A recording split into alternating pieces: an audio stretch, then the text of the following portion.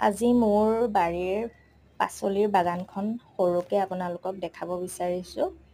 কণ বিলাহী প্ৰায়খিনি ছিগা হৈ গৈছে। এয়া দুটা জলকীয়া পুলি হৈছে আৰু অলপমান সৰু মানিমুনি, বৰ মানিমুনিৰ এয়া গছ বগাইছে আৰু এয়া হয়তো চিনি পায়েই, বঙালী পালেং বুলিয়ে কয়, বিট পালেং বুলি কয়। আৰু মধুসোলেঙো মাজে মাজে খায়ে থাকোঁ বাৰু, দালিত টেঙা তৰকাৰী বনাই মাছৰ লগত। দুপৰ টেঙাটো জানেই পেটৰ কাৰণে বহুত উপকাৰী গৰমৰ দিনত।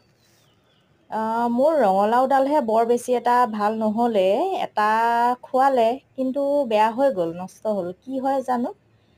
আৰু এয়া পদুনাকেইডাল মাটিত লগোৱাৰ বাবে হয়তো হৈছে। এয়া দেখিছে ৰঙালাও মানে হয় কলিয়াই কিন্তু নষ্ট হৈ যায়, মানে বৰলে বিন্ধে। কিবা উপকাৰ পোৱা হয় ভাল আছিলে।